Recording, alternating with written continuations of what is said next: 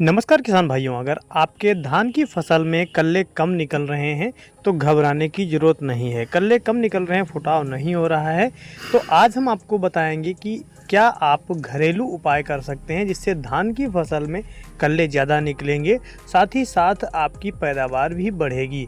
साथ में समझेंगे कि क्या क्या गलतियां किसानों से हो जाती हैं जिनसे हमारी जो फसल है वो कल्लों का फुटाव अच्छा नहीं करती है, किन गलतियों से बचना है।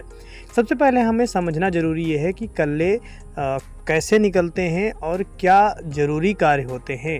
जब पौधे की जड़ें मजबूत होती हैं, जड़ें गहराई तक जाती हैं, जड़ों का फुटाव अच्छा होता है, विकास अच्छा होता है और खेत में सही नमी होती है और पौधे को संतुलित पोषण मिलते हैं, तभी जा कर के हमारे पौधे के जो कल्ले हैं उनका फुटाव तेज़ी से हो पाता है।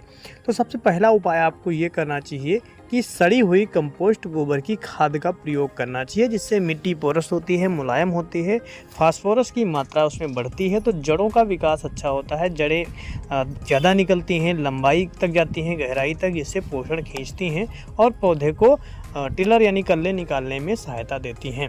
अगर खेत की तैयारी के समय अच्छी सड़ी गोबर की खाद डाली जाए तो मिट्टी की गुणवत्ता काफ़ी ज़्यादा बढ़ जाती है, जिससे सभी जड़ें और पौधे को पोषक तत्व खींचने में सहायता मिलती है।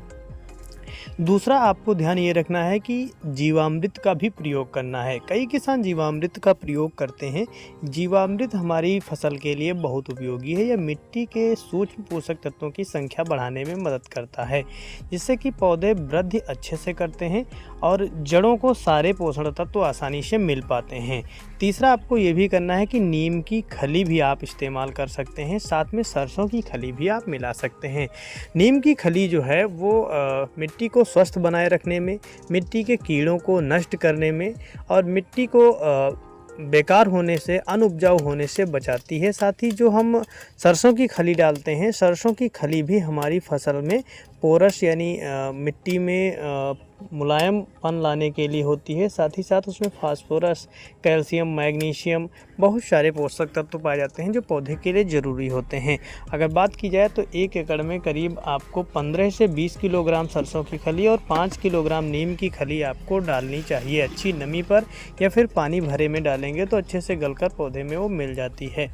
इसके बाद बात आती है कि आपको पानी कितना रखना चाहिए। अगर धान में लगातार पानी भरा रहता है, हमेशा पानी भरा रहता है, तो पौधों को ऑक्सीजन नहीं मिल पाती है और जड़ें सांस नहीं ले पाती हैं, पौधा सांस नहीं ले पाता है, तब भी हमारी फसल में कल्ले कम बनते हैं। पानी का सही प्रबंधन करें जिससे कि जड़ों का विकास अच्छा हो, पौधे को ऑक्सीजन ज़मीन से मिल सके, तो आपके कल्ले अच्छा फुटाव करेंगे। पाँचवां आपको ज़बरदस्त एक काम करना है कि नाइट्रोजन आपको सीमित रखना है और समय पर देना है। कल्ले बढ़ने में कृषि विशेषज्ञ की सलाह है कि समय पर नाइट्रोजन यानी यूरिया समय पर दें और अधिक आपको नहीं देना है। आपको जो यूरिया आप जो डिसाइड किए हैं धान में, उसको विभाजित कर दें 3 से 4 बार, और ये आपको जितना विभाजित करके कम से लेकर के और ज़्यादा में जाएंगे, यानी पहले आपको कम डालनी है, फिर थोड़ी बढ़ानी, फिर थोड़ी बढ़ानी। अगर 3-4 बार आप डाल रहे हैं तो थोड़ा बढ़ा कर डालें, जिससे आपको फ़ायदा मिलेगा। और खेत में खरपतवार आपको रहने नहीं देना है, उसके निकासी की व्यवस्था करें। सूक्ष्म पोषक तत्वों में जिंक है और मैग्नीशियम है, कैल्शियम है, ये सारे पोषक तत्व तो ज़रूर दें। बोरान भी बहुत ज़रूरी होता है और समय समय पर कीट रोगों से बचने का उपाय करें। बचाने के लिए आपको निरीक्षण करना होगा कि हमारी फसल में पत्ती लपेटक, तना छेदक और आगे जो रोग लगते हैं, माहू, तेला चेपा, इनको भी बचाने की ज़रूरत होती है, तभी धान के जो कल्ले हैं उनका फुटाव अच्छा हो पाता है।